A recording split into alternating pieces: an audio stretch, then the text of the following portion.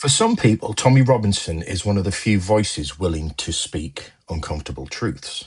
For others, he's a professional agitator whose rhetoric fuels division while offering few solutions. The reality is probably much more complicated than either side would ever like to admit. So today on Plain Sight, given that again, he's all over social media, we're going to ask three questions. Who is Tommy Robinson? What is he being right about? And where do his claims go wrong beyond any available evidence? Because understanding a movement requires more than agreeing or disagreeing with it. It requires understanding why it exists in the first place. So who is Tommy Robinson? Well, Tommy Robinson was born Stephen Yaxley Lennon in Luton in 1982. He first became nationally known as a founder of the English Defence League, or the EDL, in 2009. And the EDL emerged during a period of growing concern about Islamist extremism following events such as the 7/7 London bombings, extremist preacher behaviour, grooming gang scandals, and general public fears around integration. And Robinson positioned himself as someone willing to discuss these subjects that he believed politicians, journalists, and the police were reluctant to address. Over time, he left the EDL, but remained one of Britain's most recognisable anti-establishment activists. And today he has millions of followers across multiple platforms and remains a deeply polarising figure. Now, it's important to say, what has he been right about? Now, one of the reasons Robinson remains influential is that some of the issues he raised were genuine. Grooming gangs is a notable one, perhaps the most important example. Investigations in places such as, well, you'll be well aware of them from the news, but Rotherham, Rochdale, Telford, Oxford, tragically, sadly, horrifically found that a large number of vulnerable girls were systematically abused, I should say. And official reports tended to identify failures by the police, the local authorities, and social services, and these are well documented. And in several cases, reports found concerns amongst authorities about them being accused of racism if they acted incorrectly. And that finding is documented. That's not news. It happened, and it isn't a conspiracy theory. Now, many journalists and politicians were initially slow to address the scale of the problem as we understand it. And this failure damaged public trust, understandably. And it created an environment in which figures like Robinson gained support.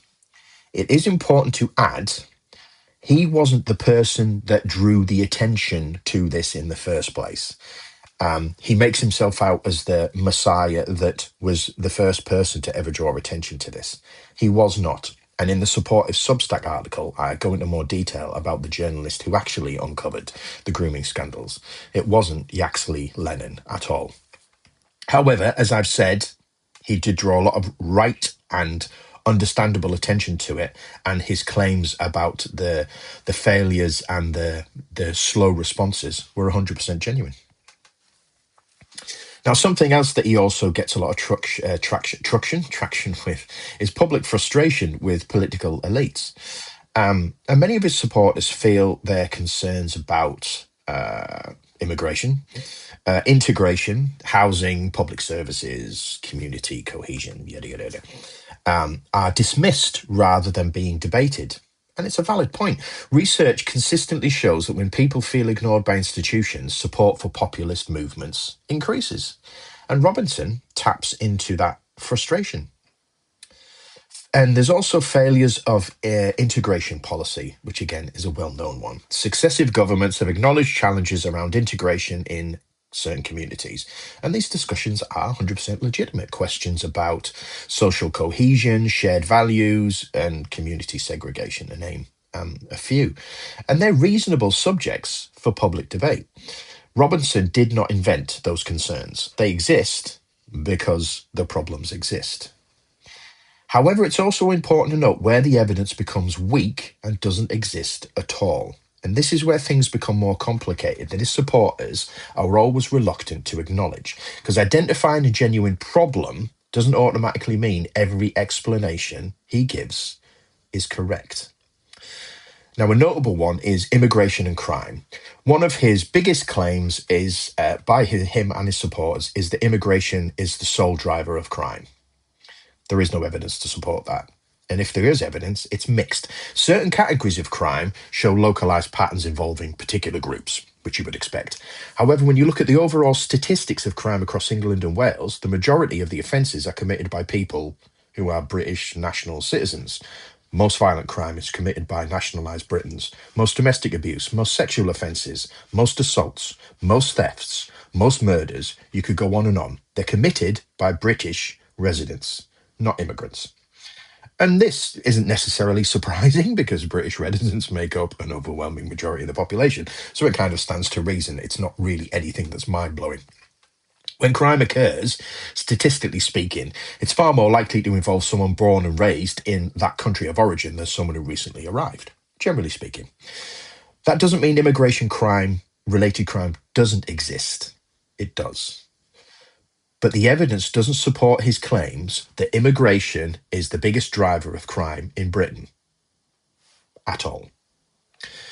Sexual offending. We touched on the grooming gangs a moment ago. And this is perhaps the most emotionally charged issue because the grooming gang scandals were real. But they don't represent all sexual offending, which he likes to say. According to surveys, criminal justice data, and the majority of sexual offences in the UK are committed by British-born offenders, generally speaking, against people they know. And again, that isn't new information. If you go and look at psychological criminological profilers of historic criminals, most murders, crimes, sexual crimes, rapes, etc., happen are performed by people who know the individual. Not all the time, of course, but generally speaking, that is how profilers profile, and that is supported by a wealth of evidence going over decades. And most sexual child abuse occurs within families or known social circles. Most sexual assaults are not linked to organised grooming networks. They just aren't. The existence of one serious, abhorrent problem does not mean it's the dominant form of offending. And another big thing of his is the establishment is coordinating everything. He's very David Icke in this respect.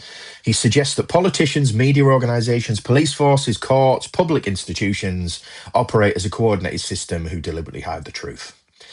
Now, do these large institutions make mistakes? Yeah. Do they make serious mistakes? Yeah.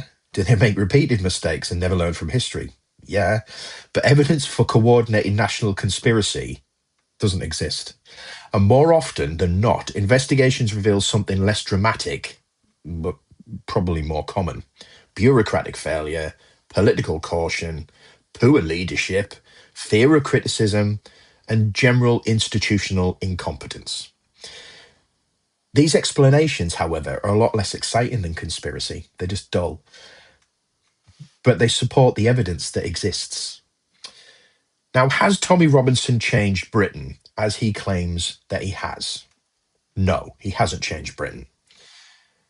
He would argue that his activism has changed public opinion across the board, and it hasn't. However, there is a tiny bit of truth to some of his claims. When we go back to grooming gangs, immigration, integration, they do receive significantly more public discussion than they did 15, 20 years ago. But there's no evidence that Tommy Robinson personally caused those changes. You just can't prove it. And it is a misnomer for him to claim that he did and does. Many factors are involved. Independent journalists, victims speaking out, official inquiries, social media, especially nowadays, political movements, changing demographics.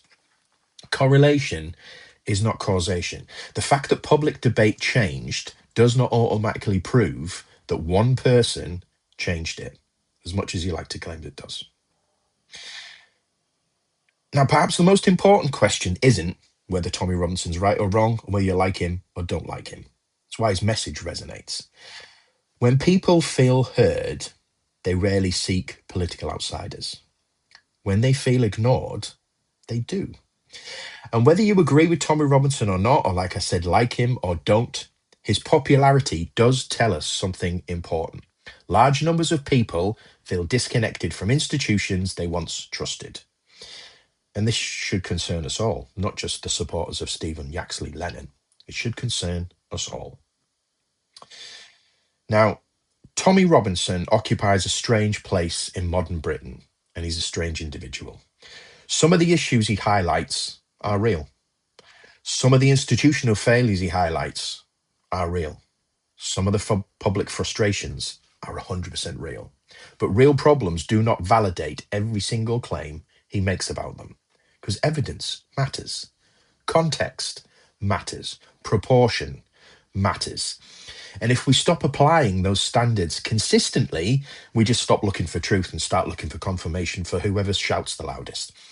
The challenge isn't deciding whether Tommy Robinson is a good guy or a bad guy. I have my own personal opinions, but they're not for sharing on here. But the challenge is separating what can be demonstrated from what is merely asserted. Because in an age of outrage, especially nowadays with social media, that distinction matters more than ever. I'm David McCaffrey. You've been watching and listening to In Plain Sight.